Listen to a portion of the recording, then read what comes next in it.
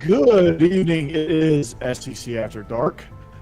Corey Burton, Steve Willis, and Jeff Beecham joining you. What is up, guys? How's everything going? Man, I'm having a good time. I'm just down here drinking some Landshark beer. As you know, the Landsharks have been feeding on the gridiron the past 3 weekends, and they got Bama coming up, so I'm pretty excited about that. But overall, man, I'm just excited about what's going on. I'm a little bit bummed that I have a bye week this week, but I'm looking forward, especially to once we get to it, that Arkansas Texas A&M game, because that has a chance to be pretty special. Yeah, no doubt. What's up, Jeff? I had a fun week too, but not so fun this week. I've been a little under the weather, so unfortunately this week I'm taking Mama's advice and drinking some high quality H2O.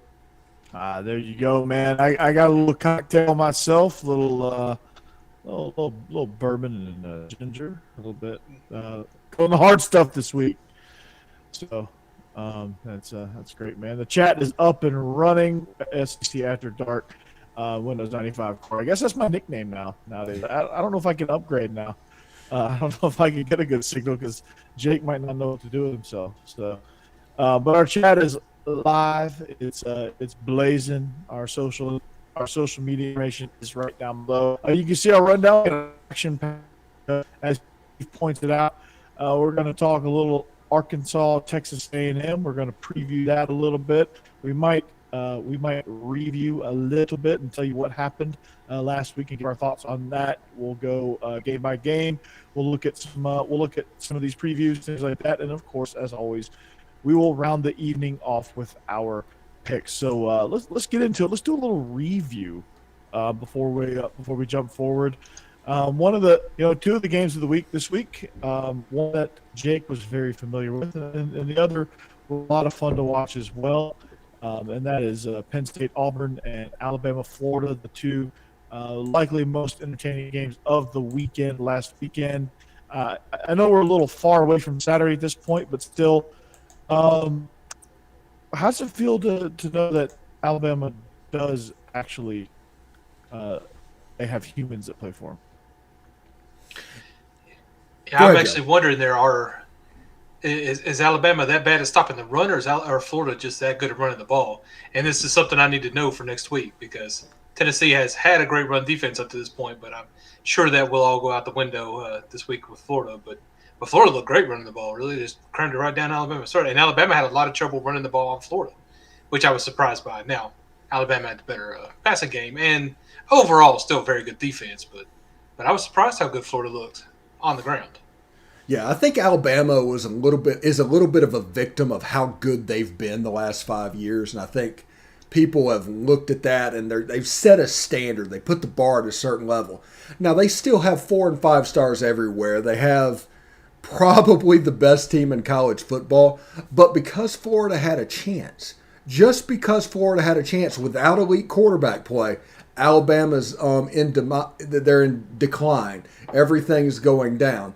And Alabama's going to be fine. I do think this offense, and this was my concern coming into this season, it looks more like Jim McElwain running the offense than it did under Sark or Lane Kiffin or even Mike Locksley. And, they're averaging about 400 yards a game. I'll go ahead and pick it right now. That line against Southern Miss is too big because I don't think this offense is going to score that many points just because they haven't. Yeah, I mean, I agree with you right there. I mean, Bryce Young is just, obviously with the inexperience, you're going to get that a little bit where, there's some throws that Tua and Jalen and Mac Jones get hit, like that one RPO slant that all three of those aforementioned guys would hit and sent John Mechie to the house. They weren't able to connect on some of those things.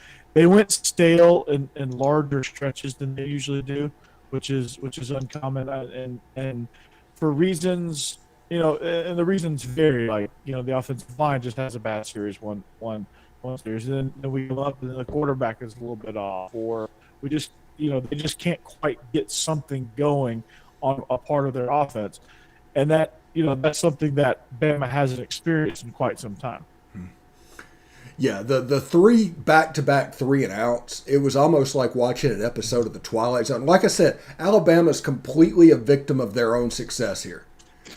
But when you see three back-to-back 3-and-outs against Florida that allowed Florida to get back in the game, and just like, what is wrong with Alabama? Well, you have a freshman quarterback. You have a system that's a little bit more pro-style and old-style spread. And the other systems that we're used to seeing are very explosive. They're designed to hit the explosive plays. And defensively, offenses can beat Alabama's defense now. Running the ball and passing the ball and the advent of RPOs, it's not some mystical thing like 2010. So you're going to have to score a little bit to do it. They can't score as much. That's one of the reasons the jumping ahead a couple weeks, the Ole Miss Alabama game is so intriguing, because Alabama's offense has to show up in that game because Ole Miss is going to score. Yeah, absolutely. And, one of the most disappointing things as we jump over to the defensive side of the ball for Bama was that these linebackers and run support just weren't as good as I thought they were going to be. And they didn't play as well as I thought they were going to be. I thought they got pushed around more than I've ever seen Bama get pushed around under Nick Saban. And it's just, I don't know, like there's some concerning levels of that going on. But then again, of course, Florida also played really well. And I do want to give credit to Florida, because even though I'm a Georgia fan and, Florida's at the top of my list of schools that I enjoy rooting against, I do have to give them credit because they had a great game plan running the ball. Obviously they're limited throwing with Emory Jones's lack of accuracy, but I thought they did a good job of getting Malik Davis involved, Pierce involved, all those, the couple running backs that they do have. I thought they did a good job of getting them intertwined and integrated into the game plan with Emory Jones. So hats off to Florida. They surely improved. Their team really takes over with momentum, especially at home. So hats off to Florida. Yeah, Dan Mullen victory. Yeah, Dan Mullen did a wonderful job with counting numbers, either inside the box or outside the box. There were several pass plays that he schemed it up to where there were 3 Florida receivers and 2 Alabama defenders. Whenever the running game, he used the option pitch to add to basically make Alabama's box count a little bit less less effective, and pitching off the unseen or the unmarked guy down the line opened up another explosive play for that running game. And it helps that Emory Jones is a mobile quarterback. It genuinely does, because he did not throw the ball particularly well, but he did do enough in the passing game to keep Bama honest and kind of expose some things with that defense. Southern Miss is not going to be able to expose that, but it will be interesting to see down the line. If they face Georgia, a defense that can shut that offense down a little bit to where Alabama's all of a sudden in the low 20s, is that defense good enough to keep Georgia in the low 20s or even below that? And I don't think that defensive unit is there anymore. No, I don't. And Jake, I certainly agree with that. I will take that W, but when you're Alabama, again, the expectations are like way the hell up here. Most teams in America, every other team in America would probably take that L. And we're talking about, hey man, we got into a hostile environment, got into a tough one against a home. When you're Alabama, obviously you're supposed to put away a team like that, especially when you jump 21-3. Expectations are a little bit different, especially into the game when it jumps to 21-3. You're expecting to finish these guys, and last year's game would have been, it would have probably been 48-3 at some point. And no, this guy's not falling, right? But there are some things that make Alabama a little bit more human than in years past. Yeah, and also remember, against Mercer and against Florida are 2 less than A games, and we're not used to seeing that from Saban. Let's say they beat Southern Miss 38-10, and all of a sudden that game doesn't necessarily do. That's 3 straight games, and that's very unlike a Nick Saban team. Basically, Alabama's got 5 stars everywhere. We get that. They're the best team probably in the country. But you guys are a victim of your own success. You set the bar so high, you have to hit it. And I don't know if this group of players is able to hit that bar that Mac Jones hit last year and Tua even the year before that. And Jeb, that can really, really, really destroy your confidence too when you set those expectations and you can't quite get to them week in and week out. Yeah, that's true, and it's a nice problem to have, honestly, that you're been such just a dominant team for so long that now that you're not absolutely dominating teams, it looks bad. But it's a problem actually that we've seen a little more this season from other teams too. Oklahoma hasn't put up nearly the performances I think that I thought they were going to this season. Clemson, much worse. I think they've. I mean, they're still winning, but except for the Georgia game, but they just haven't looked nearly as good as I think everybody thought they would. Offensively, Alabama they've been is horrendous. yeah, oh, it's true. Alabama is above that. They still are a good team. They look good, just not, I think, the level that we expected. And that's the only thing that I saw there. But I mean, Jake's right. They still won. They Yeah. went into the swamp, beat Florida. You're not going to complain about that. But sometimes you're just a victim of your own success when it comes to the criticism. You know what? What they remind me of, this Alabama team, it reminds me of Tennessee like in 2002. Yeah. They're just a couple years off the national championship. They're not quite to that level. You can see the talent decline a little bit, and might not be talent. It could be the scheme or whatever they're doing. But it kind of looks like that. Now, there's several more years. I think Phil Fulmer should have gotten past what was it, 2007. 7. Yep. I think he should have gotten past that, but that's kind of what it reminds me of to this point. Now, could they correct it? Yes. Could they be the best team in the country over the last 10 years by the end of the year? Absolutely. But as of through a quarter of the season, it's just not kind of there yet. Yeah, absolutely, and they should be at a level, and you can't lose as much as they lost, but expect to really just jump right into it into the next year. You know, it was always going to take a few games to even really get an idea of if this team is worthy or not. So we'll see. I think October 2nd. I think that's the biggest judgment date, or that's the next judgment date for Alabama. We'll know after that. After the Ole Miss game, they will have gone through A&M and Ole Miss down that stretch, which A&M is actually not proven they're not really anything right now. But we shall see. We shall see. Keyword is yet. But the other exciting game, Jake, you're not going to want to hear this. Go ahead, Steve. After 3 weeks, after three more weeks, we will have an idea about Texas A&M, about Alabama, and about Ole Miss, and about Arkansas, especially. Arkansas. Yeah. So all the questions in the West should be good and set up by the end of like October 9th, after October 9th. Yeah, and we'll get more into Arkansas as we preview their game of the week here. Surprising, it's not Georgia Vanderbilt. That's not game of the week this week. No, the other exciting game was a Big Ten SEC rivalry. Jake, close your ears. You're probably not going to want to hear this one, but you know, Auburn. We talked about it a little bit on Beast of the East with Craig and I, but when you looked at this game, it was everything I thought it was going to be.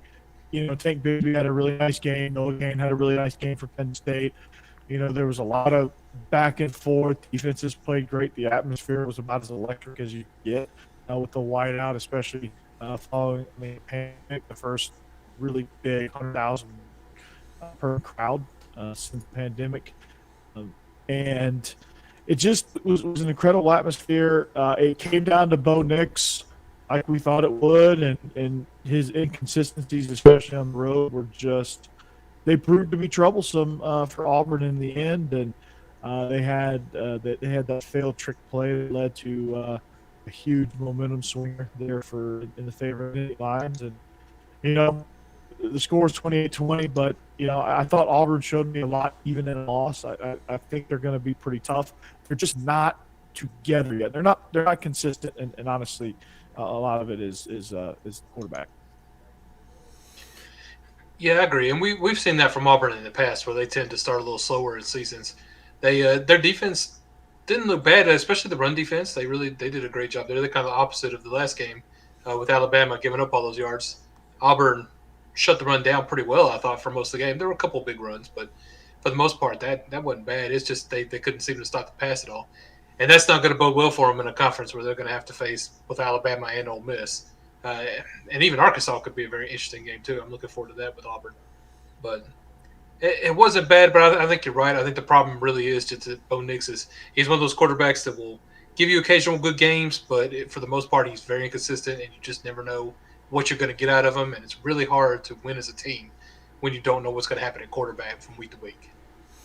Yes. Also, real quick, we'll go over to the chat. Dark Sage 9117 asks, he says, I am an Army fan due to my family's service in the armed forces, and we have done well so far this season.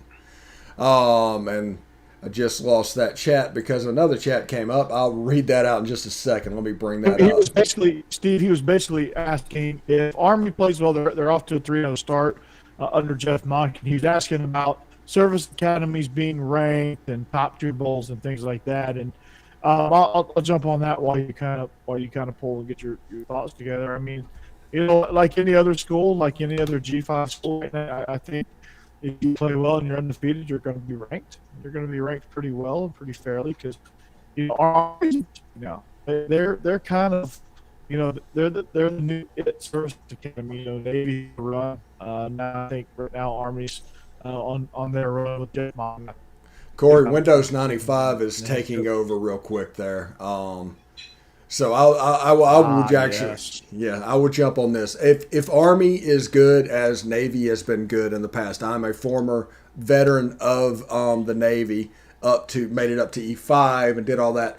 They should absolutely be ranked. I do think there is a ceiling to where they can be. I don't think they would be the top team in G5, and therefore they would not hit an access bowl like the Peach Bowl or the Cotton Bowl or the Orange Bowl.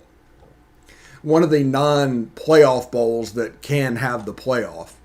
I don't think they will hit that, but I do think they should be rewarded for bowls. I think this is the reason that they accept bowls before the season starts. A lot of people don't know that. The bowl that's in Annapolis is basically ready-made for Navy. There's a bowl in Fort Worth that's set up for the Army, and everything is based off of their success. I know Ole Miss has played Air Force 2 times in bowl games, or 3 times in bowl games, believe it or not. And each and every time it has been fantastic. I do like the service academies. I love it when they do well. I'm glad that Army is up to snuff, and I am very, very disappointed that Navy doesn't look very good this year. Yeah, they've had some turmoil there on their coaching staff. They've had to fire their offensive coordinator.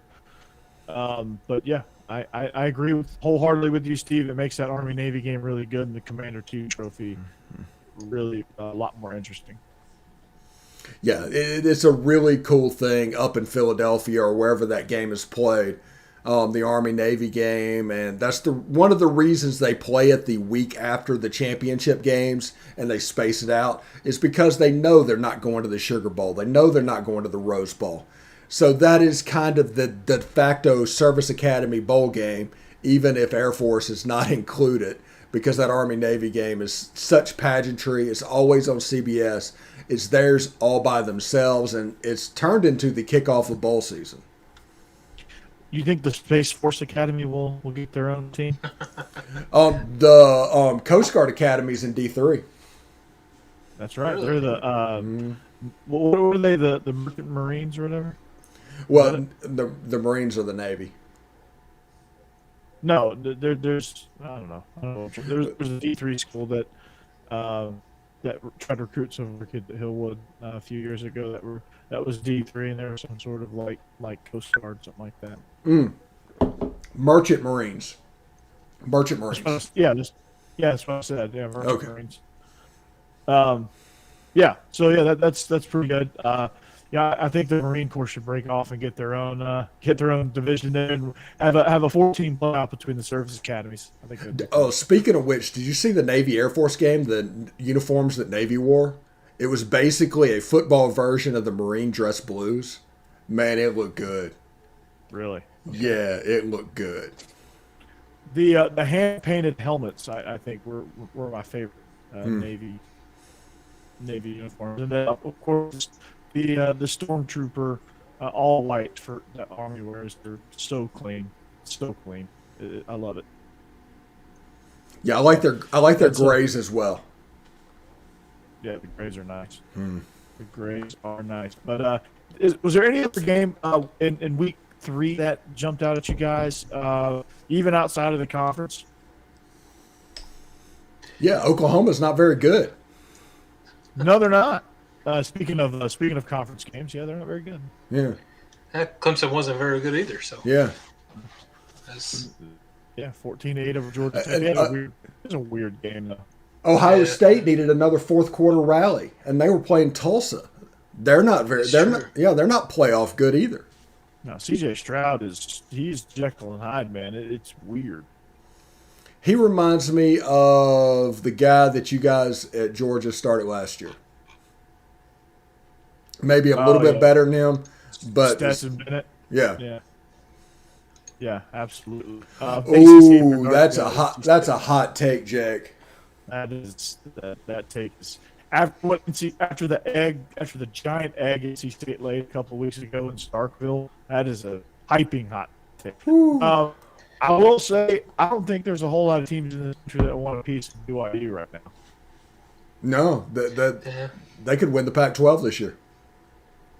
They really could, or the Big 12. They're a Big 12 member.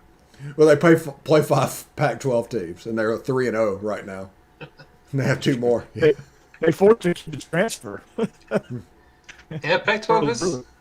They have some problems too. I know LSU was hoping that UCLA game was just losing to a great team. It's having a good year, but UCLA didn't look as good this weekend. Now they were playing a good team. Fresno State is actually a lot better than I thought they were.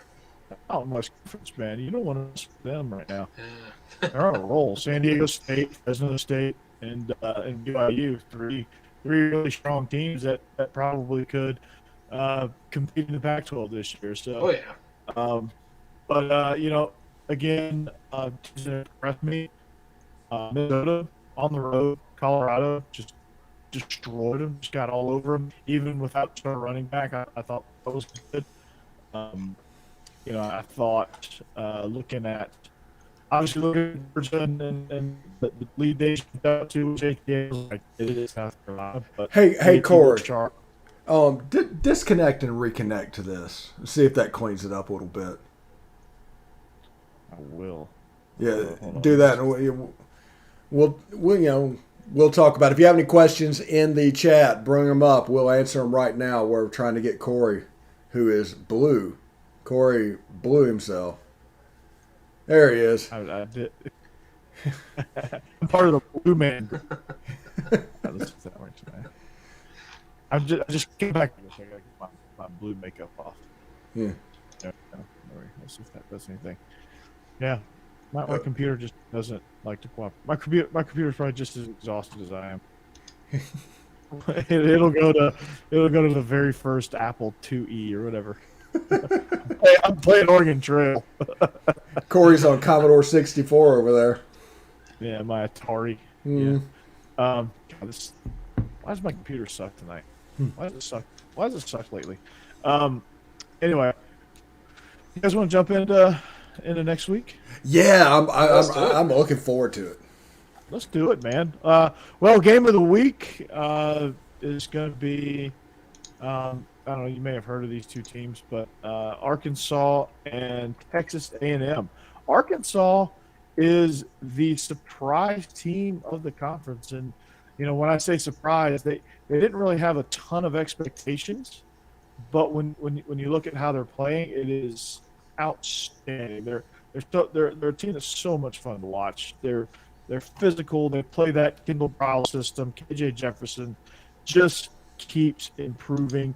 A week ago, they played Georgia Southern in a game that probably in most years would have been really tight for Arkansas, especially coming after the win they're coming off of. But they suffered no hangover. They got off to an early lead, thrashed Georgia Southern 45-10 last week.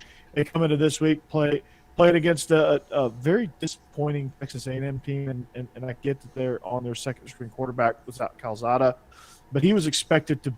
A lot of people thought maybe he was going to win the starting job at quarterback. So it's not like you're taking this huge drop off from number 1 to number 2. So it is concerning right now that we're at this point with Texas A&M, and they're just not clicking yet. So this is not a good matchup for A&M right now. This is they're not at all-time high on confidence levels.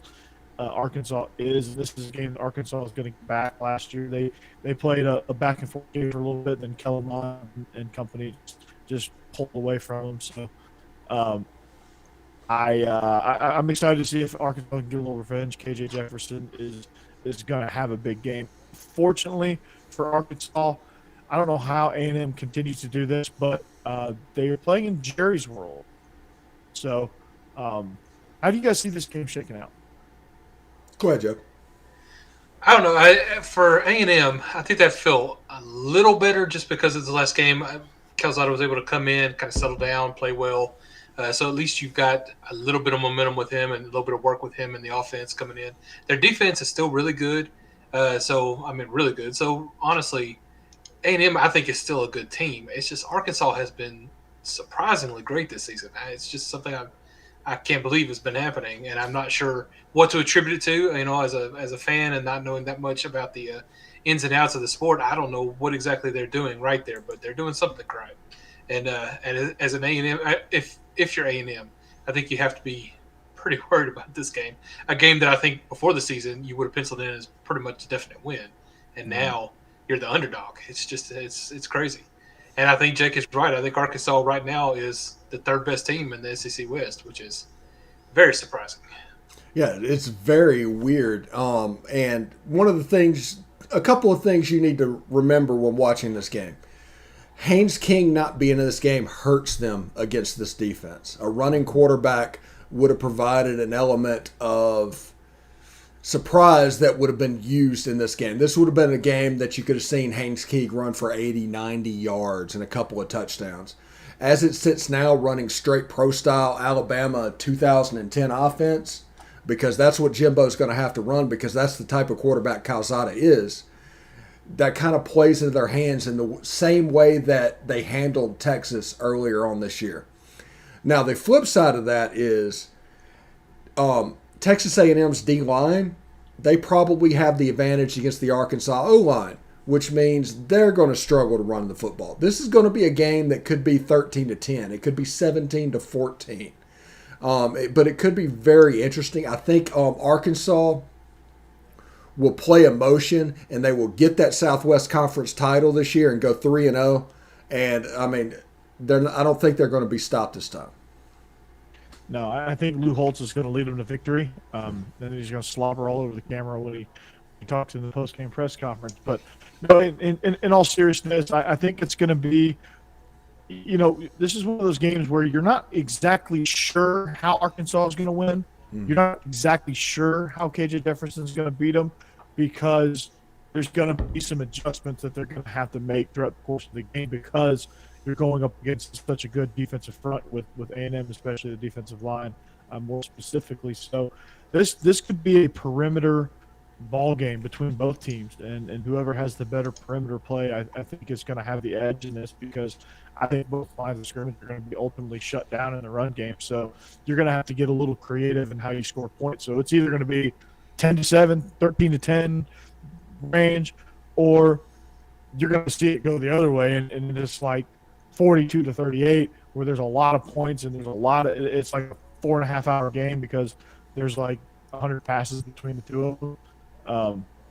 And I think it's going to be, either one of those two scenarios. I don't think there's going to be any in between or any middle ground there. I think it's either going to be about as much of a defensive struggle as you can get, or it's going to be a track meet with not that much run game.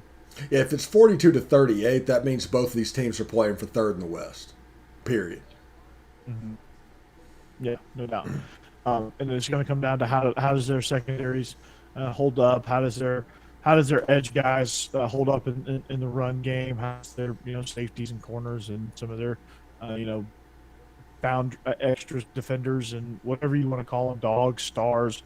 A lot of people have different names for them, but that's that extra safety, the nickel safety, the nickel corner. How do those guys play? How do those guys fare? And that's what it's going to come down to, I think. KJ Jefferson running the football, pay attention to that. If that's happening, if that's going well, Arkansas has a big advantage in this game. Yeah, no doubt. Because Calzada is not that guy. Haynes King would be that guy. And I think, anytime you deal with that, I think you get a little bit of anytime you can make it truly 11 on 11, you get that extra blocker. I think you're in business in the quarterback run game. So Yeah. it's interesting. It's interesting nonetheless. So, but moving on, unless Jeb, you had anything to add. No, that was great. All right. Moving on. Game of the week. This is the Jake Thomas Best of the West game of the week. Auburn versus Georgia State. No, I'm just kidding. But in all seriousness, Auburn, I think they need to find out how to get some consistency at the quarterback position, how to get some consistency, and how to get a feel of play calling. This will be a good game to kind of figure out where your kinks are and how to fix them. Yeah, they should throw the ball 45 times this game. You can beat Georgia State with Tank Bigsby and Jarquez Hunter. Those are great backs. But you need to fix the passing game. And the only way you can do that is game reps. So if you're running the ball to beat Georgia State 60-0, that tells us absolutely nothing. That tells us what we already know. You have a good running game, but you still don't have any answers because when Arkansas, Ole Miss, Alabama, even LSU come to town, they're going to shut that. Teams are going to shut down your run. Georgia's going to shut down your run. What are you going to do? That's an October game now, Auburn. What are you going to do? Good grief, that game's scary. Mm-hmm. The runaway industrial fridge, Jordan Davis is, yikes. So, but yeah, that game should be, hopefully that they do that. We got a ACC SEC matchup. Missouri traveling up to Boston to take on the BC Eagles. That game will be interesting. Missouri is 5-point road favorites on that one. It's almost a pick 'em right there. But when you look at what Missouri's done, it's been weird because they've been a little bit disappointing because we thought they'd be a little bit more explosive offensively. They haven't really been, but they're a team that they're not getting blown out, but they're just not overly impressive either. And BC is really good up front on both sides of the ball. But last time we had one of these type of matchups where we thought the ACC team would come out ahead on up front, it did not happen, and that ACC team got embarrassed. I think there's potential for that. I think Connor Bazelak is really quietly having a really nice season, but I think when you look at the team as a whole, they struggle at times. But they're Drinkwitz, I think, is still doing a good job. They're still very, very scrappy. They still play hard. They're just not clicking yet fully. They're not clicking on all cylinders right now. But I see this, if they play to their capabilities, I think they're gonna run away from BC. I understand your point and what you're doing, but the next time you'll be here, you'll probably be regurgitating Gordon Wood. No, I'm just kidding. That was at least y'all got that. Yeah. I got a number. How about them apples? Little Goodwill Hunting on SEC After Dark right here. Right. We're talking Right. Boston. I expect Missouri to win this game. I think Boston College being undefeated at this point is kind of fool's gold. I think that line is scary because Missouri's been kind of up and down. I really like Connor Bazelak. He reminds me of Matt Corral as a freshman and sophomore, very young Matt Corral. And I think as this season progresses and as he thinks he's going to get better and better and better. And one of the steps is they're probably going to beat Boston College by 2 touchdowns. Yeah, totally. Jeb? Yeah, no, I can't disagree with that. I think Connor's actually played pretty well up to the season, and you're right. He's kind of like a lighter version of Matt Corral, so maybe just a younger version. But I don't know that much about him to be able to compare him really to other people. But I think he's played well, and I agree that I think Boston College is a decent team, but I think the SEC is it's going to be a different animal for them when they hit this, and Missouri may take a little bit of time to get going, but I think they're going to end up winning this game fairly easily. Absolutely, man. Well, moving on, Will Hall brings his mustard buzzards, as Steve affectionately calls them. That name will forever. I will never call Southern Miss the Golden Eagles ever again. They're the mustard buzzards. Thank you, Steve. Sorry, Southern Miss fans. It's just funny. But Will Hall brings his team to Tuscaloosa. They're going to take on the Tide. of Alabama. What do we need to see out of Alabama this week to say that they're on the right track? They need to cover. I mean, 46 Yeah. points. They need to score 50. It needs to be 50-0, and they need to be ready for the Ole Miss game. They need to be clicking on all cylinders. I don't think they're going to do that just because I'm not sure this offense is at a position to where they can do that. And with Brian Robinson being a little bit banged up, I'm going into this game, he's probably going to have his carries limited. That means more Trey Sanders and more McClellan. And, everything could happen. It could be a Wally Pipp type situation with Brian Robinson. But I see this game being somewhere in the neighborhood of 45-10, a comfortable Alabama victory. They found a way to give up 10 points. And, let's move on to next week. And we don't really know what's going on before that game. No, and I think Bryce Young just needs more game reps in the RPO schemes that they enjoy. I think he needs to figure out how to hit those guys in stride. I think he just needs to find a way to get his rhythm. I know Florida disrupts that a little bit, especially with their linebackers. But Bryce Young just needs to just find his rhythm. I just think he needs to get settled into the offense, and I think he needs to hit a few big plays to be sharp. We were worried about that with JT Daniels at Georgia. He did that against South Carolina, an inferior opponent that we should have beaten. We should have covered that game, to be honest with you, but we didn't. The defense kind of gave up a bomb there in the second half. The third unit gave up a bomb in the second half to blow the cover. But, I think it's, as long as the offense can work on a few things, their running game is just fine.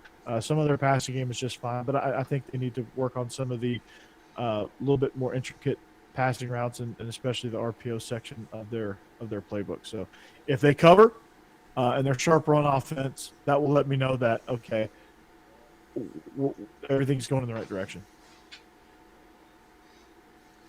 Yeah, one thing to pay attention to is that this offense that Alabama's running this year, Bryce Young looks a lot like Deshaun Watson. He plays the position like Deshaun Watson played the position at Houston. And that is not so much a dual threat offense. I talked on one of my show, Talking Ball with Bill Flowers, talking about what scares him, and that is that Alabama would let Bryce Young start really utilizing his legs because he's an elite runner. He's a little guy, and that's going to raise the risk of injuring him, but it's going to make that offense so much more dangerous. And I don't know if this week they're going to do it, but that might be something you see in the Ole Miss game. Yeah, I mean, I think the change in coordinator's been really it's been kind of a clunky transition, so to speak. I mean, obviously Miami is proving that they're pretty terrible. So that was more like a G5 opponent there that they blew out. But for Alabama, just find some new dimensions in your offense and just be a little bit more dynamic. I feel like they're still in tier 1 of their offense right now. Miami ran a quarterback sneak from the shotgun. That says everything you need to say. So on that point, we're going to transition to our next game. Jake doesn't think I can say anything good about Florida. He may be right. Tennessee comes to town as 20-point underdogs in that game. Tennessee is doing some good things. I think where Tennessee is struggling right now is their depth. They have a really hard time finishing games off. They have a really hard time just in the second halves of games and taking care of the ball. And, they get a little tired and big plays happen and bad things happen. And that's going to come with a team that's been decimated by the transfer portal.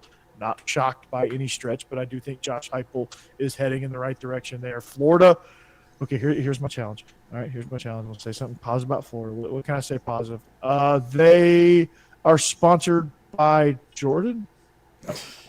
No, in all seriousness, I do think Dan Mullen has done a good job with the run game and scheming for that and understanding how limited he is in the passing game and accounting for that. I still think they take silly timeouts. I still think they waste their timeouts and call bad ones in bad spots. And, they don't have them down the stretch when they need them. Defensively, they're a boom or bust defense. It is what it is. They're going to make big plays, but they're going to give up big plays as well. So, you know what you get with Florida. Tennessee will hit a few big plays because that's what Florida does. They give up a few big plays there, and they're going to make a few, and they hope that they make more than they give up. And offensively for Florida, I think against a team like Tennessee, where they're just like a year or two away from really being dangerous, that I think Florida needs to work a little bit on their passing game, and they need to get in tune. I think Emory Jones and KJ Jefferson came into the year on the same plane as far as where they were accuracy wise and as passers. But I think KJ Jefferson is light years ahead of where Emory Jones is. Emory Jones is at the bottom of the conference in all the passing categories. He got two touchdowns, 5 interceptions. Not very accurate with the ball. I think he's in the 50s with as far as completion percentage. But rushing statistics are through the roof for Emory Jones. So he just needs to get better as a passer. They need to get a little bit better passing game. If they want to compete with Georgia, they're going to have to be multidimensional. The gone are the days of 2014 and 2015 when they threw 6 passes and beat Georgia 45-10. Like that's not going to happen now. So they need to get a little bit more multidimensional. Yeah, and I'm pretty excited about this game. Remember, one thing people need to remember about Dan Mullen is Nick Fitzgerald. They put up the stat several times because Matt Corral had 3 touchdown passes and 4 TDs rushing. Facts. Yeah. Yeah, Nick Fitzgerald had two separate games of 2 touchdown passes and 4 touchdowns rushing. The only person on that list that popped up, and that really impressed me, is like, okay, Dan Mullen knows how to handle Emory Jones and more specifically Anthony Richardson. I hate to break it to you, Jeb. I think this could be the game that AR-15 really makes an impact. He's wearing Tebow's number, and he has a chance to be quite dangerous at the quarterback position. You got to do this. I learned how to do this from over 15 in Florida. Hmm. Right. Yeah. Unfortunately, I can't really disagree with anything you said. Tennessee's done some good things so far. Like I said, they've been very strong on run defense. Their special teams have been pretty good, but they haven't faced any. Pittsburgh was a good team. The competition has not really been the level of Florida, though. I think Florida probably took a lot of what Alabama was giving them last week with running the ball quite as often as they did. They might not get as much of an opportunity this week, but this is a week to work on the passing game, and it probably will be pretty successful if I have any past history to kind of fall back on there. So, unfortunately, Tennessee is still struggling offensively, just in many facets of the game. Their offensive line was good the first game, but a couple of injuries have occurred, and now the offensive line has been rough ever since then, which has kind of dropped the running game, which was again good the first game, and it's just gone downhill since.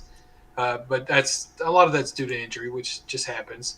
They haven't been able to find their quarterback. I think, and Coach Heupel is known as a quarterback kind of coach, so I'm just going to have to trust him with what he's doing. If I have to guess, I think that Hooker is better at running the offense right now. He's kind of like a higher floor, lower ceiling guy, and Coach Heupel seems like he wants to really push it with Joe Milton because he thinks that Joe Milton can have that higher ceiling. And give Tennessee better plays in the future. I don't know if that's going to work or not, but it's probably going to result in some rough games to begin with for sure. So it won't. I don't know what they see in Joe Milton. He's just not.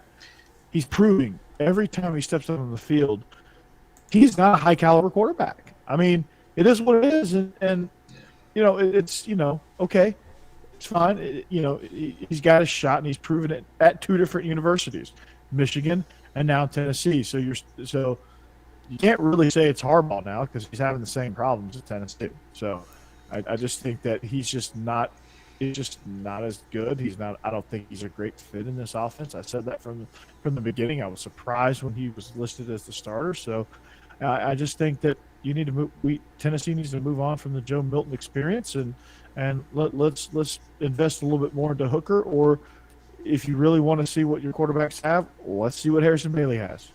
Right? Yeah. You might as well at this point. Yeah. And also, Joe Milton right now is a part of my favorite joke in college football, replacing the one that Dan Mullen ruined, which was the Atlantic will defeat Florida before Kentucky does. And but my favorite joke right now is Joe Milton can throw the ball 40 yards if you ask him to throw it 40 yards. If you need him to throw it 30 yards, he can throw it 40 yards. And it that's kind of just a fun joke at the moment. I think there's no chance for Tennessee to win this game with Joe Milton as quarterback. With Hendon Hooker, with Hendon Hooker, at least Tennessee has a chance because he has a better deep ball. And the deep ball against Grantham is the way they go. They have an explosive defense designed to steal possessions. That's what they want to do. They want tackles for loss and they want turnovers. And to do that, they open themselves up for the deep ball. So the way you attack Florida is to throw the ball downfield. And Hendon Hooker is the better quarterback to do that. And it may give us a good idea of what Coach Apple's thinking right now. If Hooker comes out and plays, then I assume he's trying to win that game. If Milton comes out and plays, I assume he is not as worried about winning now as he is trying to build for the future. I personally would like to go ahead and try and win that game, but your future is not in Joe Milton. Again, I will trust Heupel in this, but to me, Joe Milton is not your future. If you're hooking your wagon to him, you're going to get into another Garantano situation where you just can't get rid of him at that point. And I don't know. I'm kind of worried about that situation, but for sake of time, let's move ahead. This is truly the game of the week. No, I'm just kidding. But Georgia Vanderbilt. Georgia comes to Nashville. Guys. Georgia comes into Vanderbilt. I think what you need to see out of Georgia is just, cover on the road. They're 34.5-point favorites. I think JT needs to come in and be sharp on the road. I think this team just needs to come in and be sharp as a whole because this is, playing Vanderbilt at Vanderbilt is very easy to get lulled to sleep with that atmosphere or lack thereof. And you're playing, it's very easy in that situation to play down to the level that Vanderbilt plays at, and that's kind of how they get you. So I think Georgia needs to come out. They play to a standard. They get things going. They jump out early like they did against South Carolina, and then just cruise and get ready for Arkansas next week. Yeah, absolutely. When it comes to Georgia, I don't give up more than 7 points. Your defense is rolling. Don't give up more than pitch 7 a shutout. points. You got pitch a shutout. Yeah, score 42, get out of Nashville healthy, and get ready for Arkansas because your season's about to really start. Yeah. And Vanderbilt will have a game or two this season where they just kind of surprise you with how well they play. I don't think it's going to be this week, though. I honestly, and I know, Jake, you're going to hate to hear this, I honestly think Georgia's the best team in the SEC right now. That defense is just going to be way too much. Yeah, Jake, what do you think about that? That's gonna. Georgia's the best team in the country right now.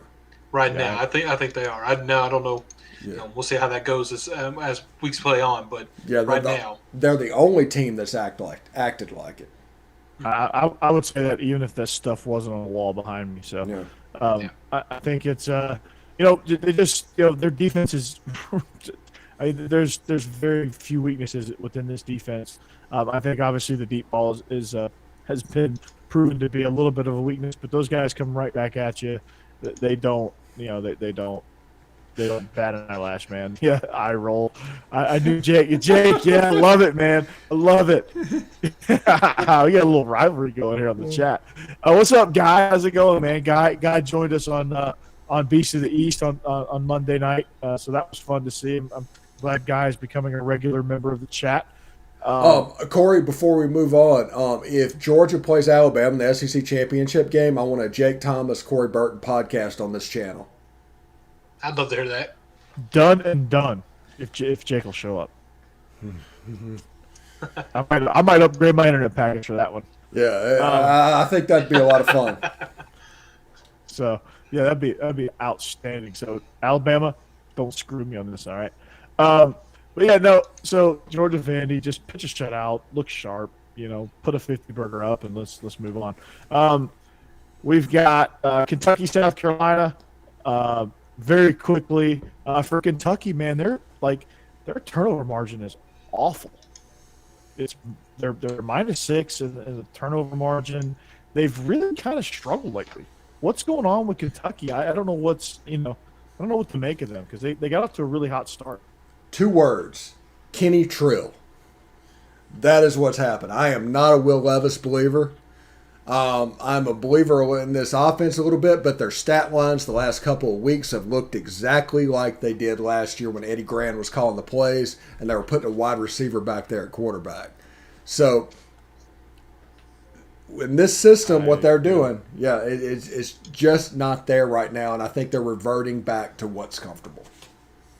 Yeah, exactly, and that's not good news for them because they have a guy that I thought was capable in Will Levis.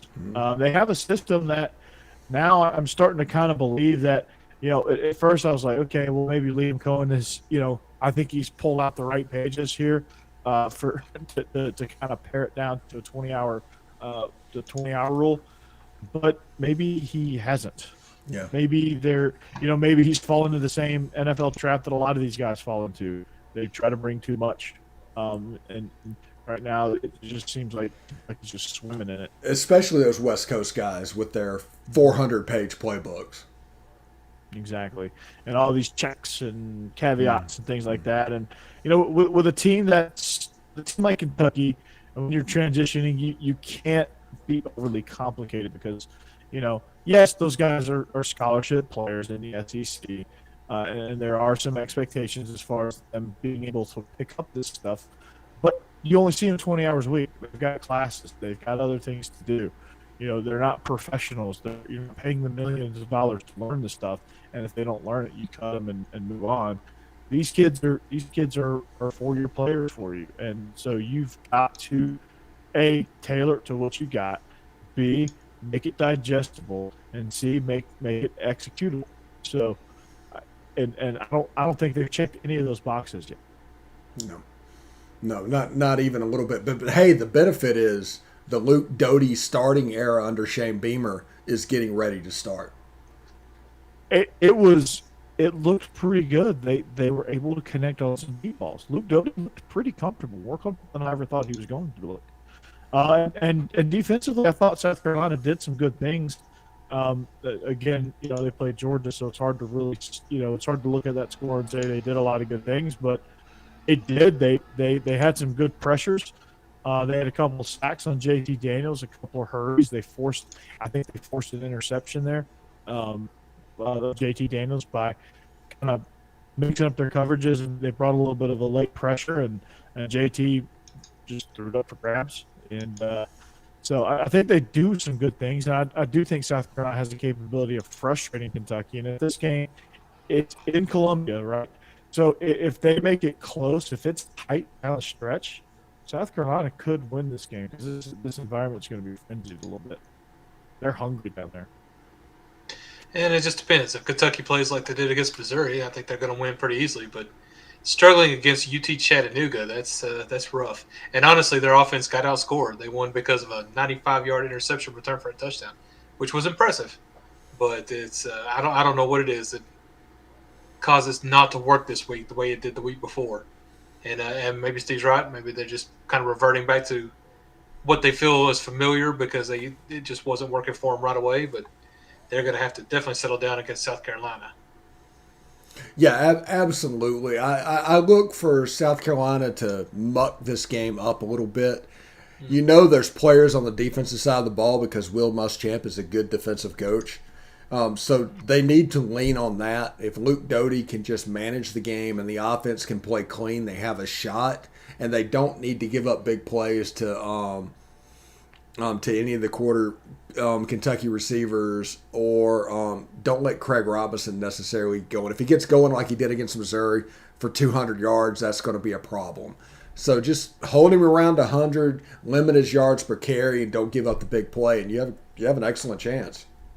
Yeah, and Wandale Robinson as well. Let him get loose, but Chris Rodriguez, contain Wandale Robinson, and make the other guys beat you. If I'm South Carolina, that's a good game plan. So, last, and Steve, maybe in your mind, certainly least, LSU takes on Mississippi State. This game is essentially a pick 'em minus 2.5. We will officially pick this game in our segment. But this game, there's a lot of stuff off the field that's concerning for LSU. it leads me to believe that I think the LSU is out to get me. That when you look at this matchup, it's just Mississippi again losers big special teams gaff against Memphis a week ago. LSU is just they're just not there yet. And I know is he's on his way out. So I think to me, I think State has just as good of a chance as they ever have of beating this back, which would be incredible. Yeah, Corey. Do your thing for your Windows 95. Again, you're starting to get going, but this is the chaos game of the week. This is the game that everybody needs to pay attention to because LSU has problems stopping the shallow cross. UCLA beat them running the shallow cross. Now, this game, Mike Leach is going to run this every play. They're not going to play drop 8. They're probably going to line up and try and play man coverage because they have Eli Ricks and Derek Stingley and all these great players and all these talented guys on the outside. And it's just going to open up this game for Mike Leach to do what Mike Leach does. And if Mike Leach does what he normally does, LSU gets beat. And if LSU gets beat, chaos ensues in Baton Rouge. I'm here for it. Yeah. If you had any hope that Coach Orgeron was going to be the long-term answer, it will go out the window with a loss this week. They were on the precipice last week. They showed a decent performance against Central Michigan. Now, what happens? Because they expect to beat Mississippi State. Mississippi State just lost to Memphis. Whether officiating, no matter what happens, if the kid picks up the ball instead of downs it, none of that happens. They talk about all the mistakes all day long. If he just picks up the ball like you're taught in Pop Warner, that play is dead. But he didn't. He hot dog and just touched it down and walked away. And credit to the Memphis guy for having the foresight to pick that up and return it. But I think Mississippi State has a chance through the short passing game to absolutely take apart LSU. Mississippi State's defense is salty, especially against the run. It could be a game where they have 7 yards rushing, LSU, and they throw for 320. But because they only have 7 yards rushing, that 320 also comes with 3 picks. So yeah, exactly. Exactly. And I think that they're going to be in the face of Max Johnson all night long. They're going to be disruptive. They're going to stuff the run. I think when you look at the game plan here, it's just being disruptive, holding the ball, things like that. So, and it doesn't help that all of LSU's running backs are taking the wrong classes, so they can't play. So, you got to contend with that a little bit as well. So, I don't know. Like when you look at LSU, they're such a weird team because they're really bad in some cases, and then then they'll pop up just when you least expect it. They'll be really good for a game, and then you're like, okay, yeah, LSU. Okay, maybe I was wrong. Nope, I'm not. Just leave that Kool-Aid on the table for me. I'm not buying into LSU at all under Ed Orgeron right now. I think Mississippi State wins. I think Mike Leach just for this particular defensive scheme. I thought they fired Bo Pelini. Did they not? The LSU's running the same stuff. Like what? Like why? I don't like. I find myself when I watch LSU just asking myself why. Yeah, 4 down, man free. That's their defense. Why? You don't even need film study. 4 down, man free. Mm-hmm. 4 down, man free. Let's go. Like you have 2 of the greatest cornerbacks. Why not mix up coverages? Why not? Why not do some things defensively that's going to maybe confuse people? Mm-hmm. I don't know. Rock one of the quarters back to one of the safety positions and end up with a cover 2. Yeah. Yeah. Why? I don't know. It makes no sense. It makes no sense.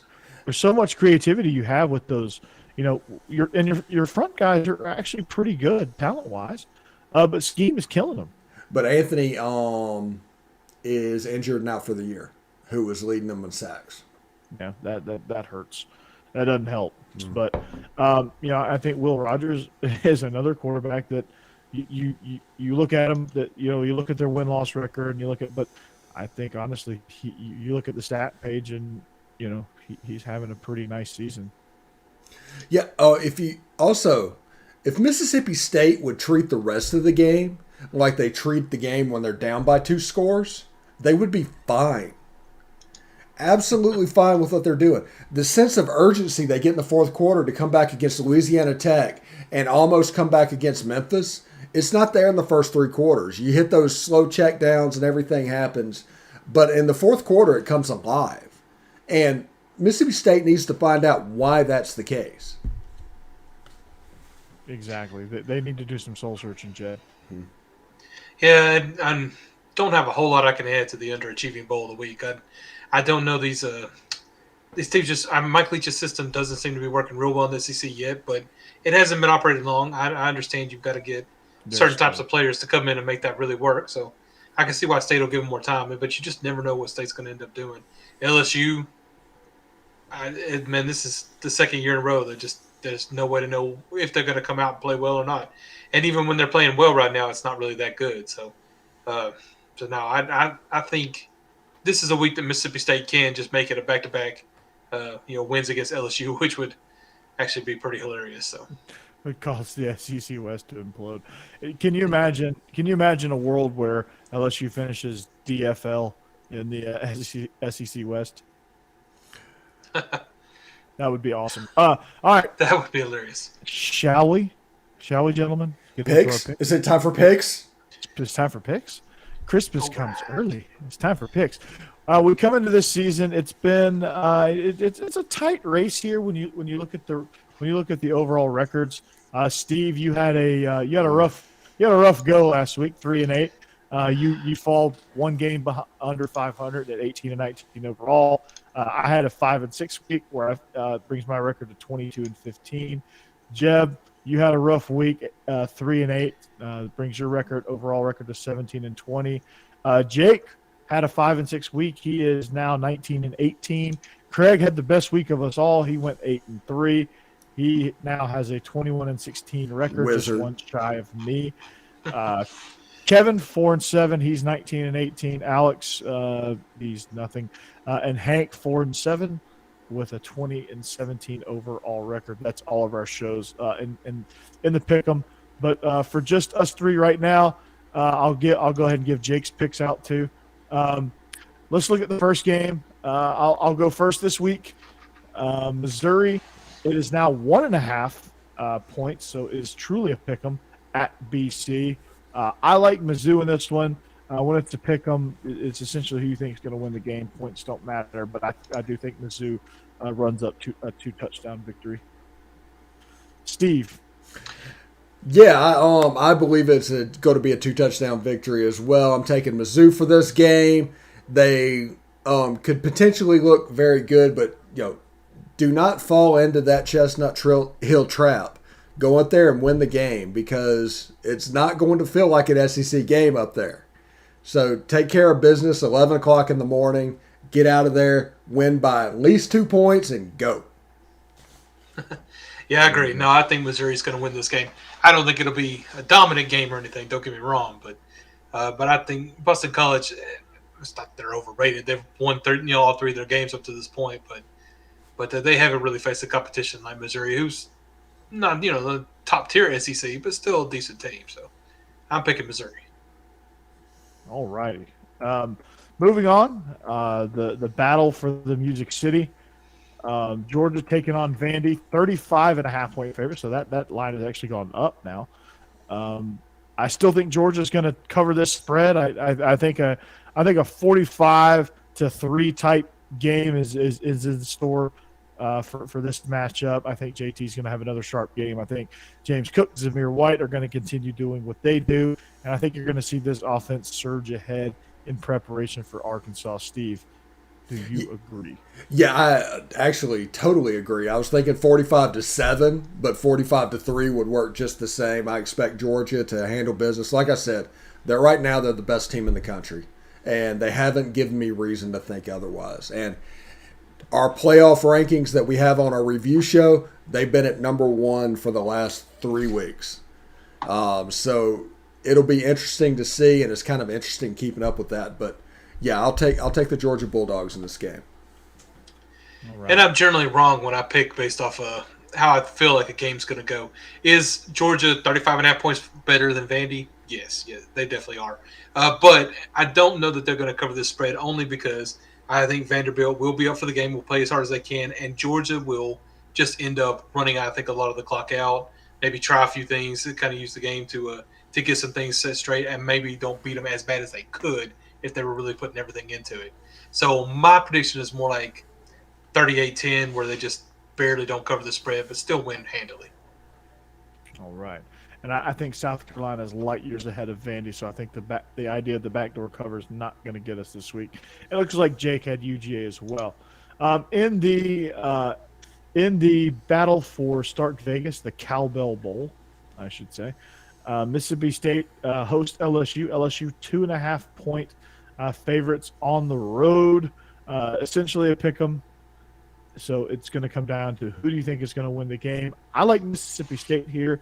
I think they have a lot more upside right now than LSU. I think a lot of the off-the-field issues are plaguing LSU, and it's only going to get worse for them. So give me the Bulldogs. And, Steve, how do you feel? I agree with that as well. UCLA beat LSU basically running shallow crossing routes. Mike Leach runs that every play.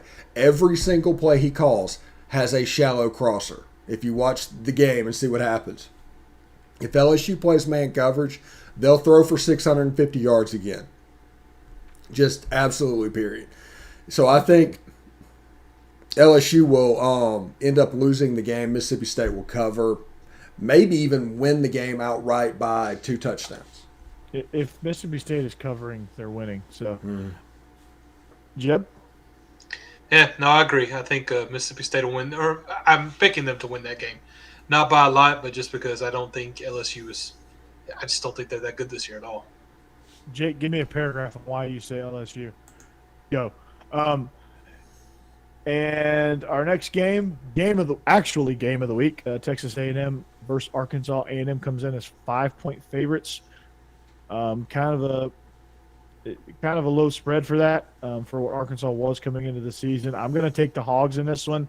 They're more physical. They're more dominant. They have a better run game. KJ, they're better at the quarterback position right now. They have a lot of good things in their favor, except for the home environment. The fact that it's at Jerry World makes A&M the favorite here. I think if it was in Fayetteville, Arkansas would be the favorite, and this would be an even easier selection. But give me the Hogs here, +5. They're either going to cover, but I think they're going to outright win, so it doesn't matter. Steve. Yeah, I'm going with Arkansas in this game. I think so much emotion. You take away the run game with the Haynes King, and this defense is just going to eat up the Texas A&M offense. Whenever you deal with the game manager, I don't know if Isaiah Spiller and those guys are going to have enough of the juice, and the drop 8 is going to give Calzada trouble. Each quarterback that sees the drop 8 has trouble the first time they do it. So Arkansas is going to win this game. Jeb. And I have written down that I'm picking A&M in this one, and I cannot at the moment honestly tell you why I was thinking that, other than Arkansas has been playing way above where I thought they would be this season. I could see this easily being one of those games that they don't live up to the expectations. Arkansas A&M has had a little more trouble getting going, but they do have an elite defense. If they could just get that offense kicking on all cylinders, I think they can beat Arkansas this week. I think they're a better team than Texas. And it looks like Jake is going Arkansas as well. Moving on, Auburn 27.5-point favorites, a big spread, but Auburn, outside of the Penn State game, has not had trouble covering the spread, especially as a favorite against G5 teams or even FCS teams. I'm taking Auburn in hopes that they cover. Well, not in hopes, but if I'm an Auburn fan, I hope that they cover through the air. But they're going to cover nonetheless, no matter what they do. They have a great running game, so they're going to at least cover in that regard. But they should try to cover through Bo Nix. But I'm taking the War Eagle. Yeah, I agree with that 100%. They should try and throw the ball. They're going to end up running the ball, and they're going to beat Georgia State by 40 points. Yeah, I'm not the biggest Auburn fan, but I think they'll come out of that loss and actually play pretty well this week. Just trying to get everything back together and get more confidence in their team and with their fans. So I think they'll cover that spread. And Jake, don't worry, you're not going to lose your Bama card by picking the barn. So there you go. All right, our next matchup, Kentucky at South Carolina. I think it's going to be an interesting contest.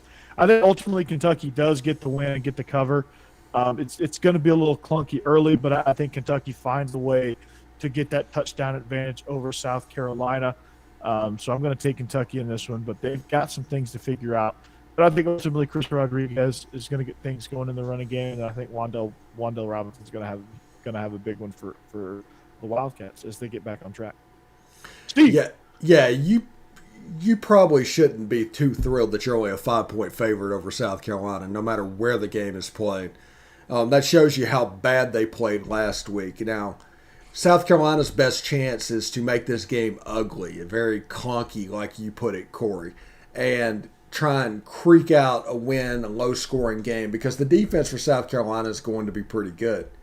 But I just don't see it happen. I think Wandell Robinson, I think Josh Ali, and those guys are going to have a big day, and Kentucky's going to win by a touchdown or two, about a 10-point game. Kentucky. Yeah, I agree. Kentucky looked really good against Missouri, and that was a lot of fun. Their first game was a lot of fun to watch. I think the hope, if you're a Kentucky fan, is last week was just a bump in the road. It happens. Sometimes you come in, you don't play as well as you expect to.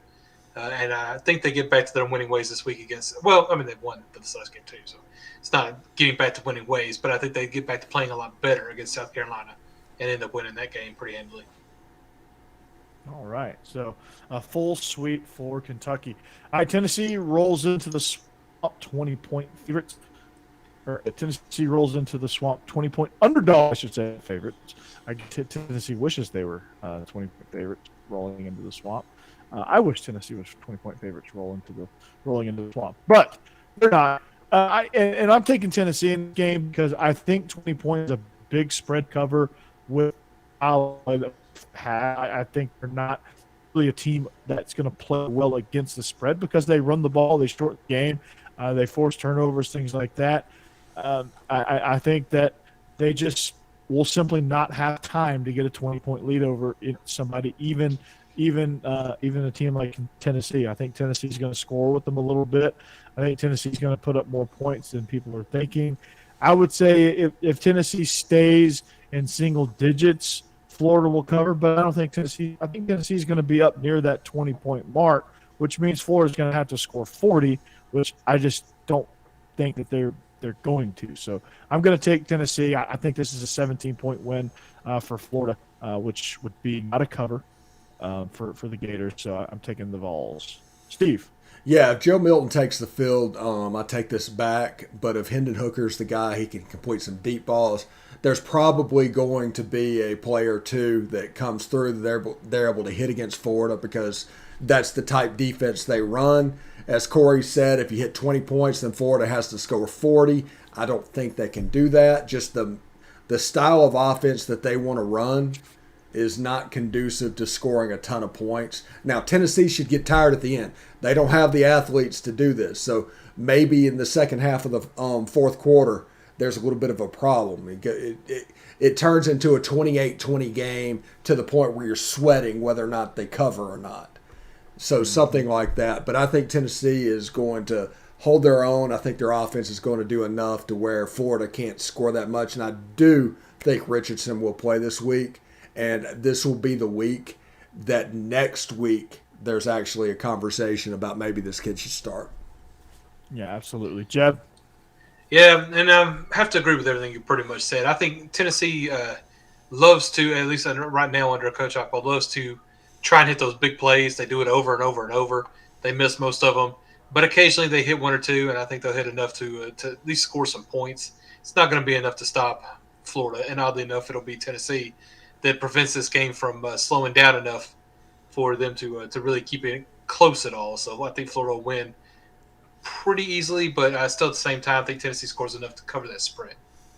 And it looks like Jake is picking Flo right. I think AR-15 gives them the better chance of covering, and I think if Joe Milton starts, this would be easily. This is assuming Hendon Hooker is the guy for Tennessee. All right. Southern Miss travels to Alabama. The Mustard Buzzards are now 45.5-point favorites, so that line's gone up a little bit. But I still like them. because I just think that's a huge spread. And Alabama, if they don't win 62-7, they're not going to cover. And they're struggling a little bit offensively. They're just not quite in sync. They're very streaky. They're hot for a short amount of time, and then they go on a cold streak. And you can't do that if you're playing against a 45.5 point spread. So I think the Monster Buzzards are just going to cover just because simply Alabama is not last year's Alabama. Yeah, and the Steve. 100 yards rushing against Florida Alabama had, they're probably going to try to establish the run this time. They heard all week that they had to do it, and that's something that a Nick Saban team is going to do. So I expect them to really try to establish that run. In the meantime, they're probably going to slow the game down. It's going to be an unintended consequence. And it could be a 42-3 type game, but that's not good enough to cover. So I'm going to take the Mustard Buzzards in this game. Yeah, and I don't think we're really sleeping on Alabama. Everybody expects Alabama to win very big in this game. But I agree. I don't think their offense has just been dominant this year like it has been in the past. It's not hugely explosive. It's still very, very good. But I agree too that I think Nick Saban will take a little time and maybe work on the run game and a few other little things that just prevents them from completely destroying Southern Miss to the point of covering that spread. But either way, I mean, it's not like it's going to be a rough week for Alabama or anything. 52-7 does not cover. Yeah, exactly. And that's the problem. It's just the size of the spread. Yeah. It's a lot of points. I think there'll be some Z's being cut on that sideline before they cover. I think they have a better chance of falling asleep on the sideline than they do of covering the spread. They're going to have to score into the 70s possibly to cover this thing. So they're not a. I don't think they get to 60 in practice. To be honest with you, Jake, not yet at least. Maybe this game we're playing. Maybe when they play Southwest Missouri State in November. And on that magical weekend in November where all the SEC team plays FCS squads, maybe they'll score 60 then, but not this week. He might be able to get it against LSU too. Bill O'Brien might pick Ed Orgeron in that defense apart. Yeah, probably. And Jake, no, probably won't watch this game. Just being honest. All right, OU, they're hosting the Mountaineers of West Virginia, the Couch Burners. They are 17-point favorites. Oklahoma is. I hate this spread because Oklahoma. Let's just say that they had a team that West Virginia would probably wipe off the face of the earth in Nebraska, and they made it a tight game. I think Oklahoma is just – they're not a very good team right now. They have Spencer Rattler, yes. They have some explosive pieces, yes. But for some reason, they're just they struggle. They struggle to score. They give up big plays. They give up stupid plays in special teams. They're just not. They're not a playoff team. They are a solid to good Big 12 team, which if they play like that against Iowa State, they're going to get their ass handed to them. If they play that way against Kansas State, they're going to get their ass handed to them. Right? If they play that way against Texas, they'll get their ass handed to them. Like this is not a game where you want to come in all sloppy and all out of sync. A 17-point spread can do that to a team. They can inflate their ego a little bit, and I think it does. And I think West Virginia. I'm going to take the points here. I'm not saying West Virginia is going to outright win, but they have a really good chance of doing so. But I do think they're going to at least cover. Steve, what do you think? I think Oklahoma this is going to be the wake-up game, and not necessarily think they're going to be totally good. I think they're a 5 to 8 level team. They're probably overrated at the moment. I think they're going to get it together this week, and this could be a 3-touchdown win, a 42-21, where Oklahoma kind of feels good about themselves for the first time. Okay. And it's possible, but Oklahoma would have to pull a lot of things together that they haven't pulled together yet. They struggled against Tulane. They struggled against Nebraska. And West Virginia is a pretty good team. I don't think good enough to beat Oklahoma, but good enough to give them all they can handle for 4 quarters. So I think West Virginia covers. Good enough to cover. Yeah, I think. Yeah. They're not going to burn couches after this one, but they're going to cover. And looks like Jake agrees with us as well. So the next game, Cliff Kings. No, just kidding. Texas Tech comes into Austin. They are 7.5-point underdogs, which that should tell you a lot because Texas Tech is a program that is struggling under Matt Wells. They're playing a little bit better right now, but overall, I think that it's just a overall struggle to do anything well for the Red Raiders. But I think Texas, they're a team that really came crashing back down to earth after the Arkansas game. They're 7.5-point favorites here. I think with this small of a spread, I do think Texas, it's just going to out-talent Texas Tech, and I do think that's going to be enough to cover the spread. I think they win by 2 touchdowns in this one, just because I think the talent discrepancy in this matchup is going to be the thing that gets them through. Yeah, Texas Tech this year is really running the football pretty well. It's kind of a surprise. You got Baylor and Texas Tech trying to do things on the ground, and that's just weird to see. So they're kind of in the Kentucky, drop down to the running game, going from the air raid, and finally getting the personnel to do that. And Texas's defense is a little bit iffy, but you have Sark and you have Bijan Robinson and those guys. I don't understand what he's doing with the quarterback position, but I'm expecting Texas to win this fairly comfortably. Jeb? Yeah, I agree.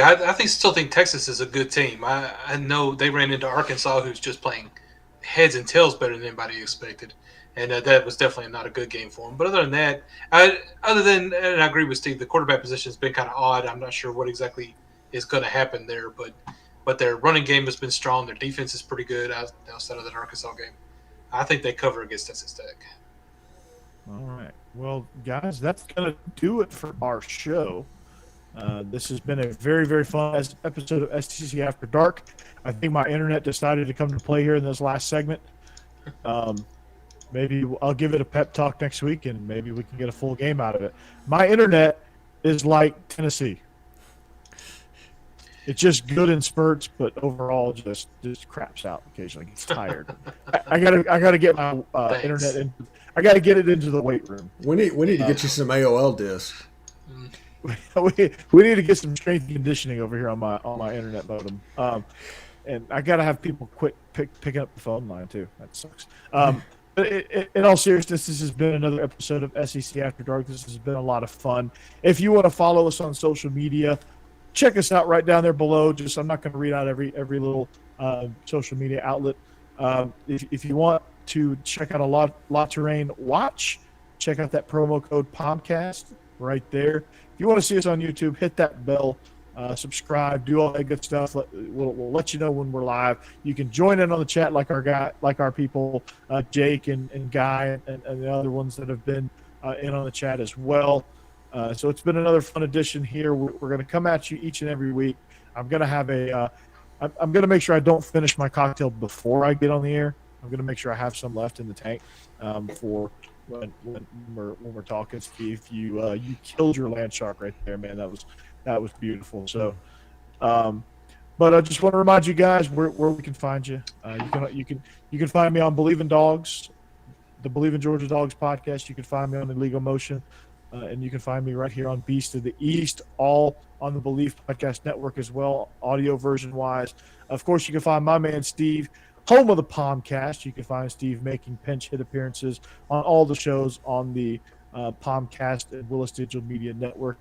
And, of course, you can find the three of us right here each and every week on SEC After Dark. So for Steve and for Jeb, I am Corey Burton. This is SEC After Dark.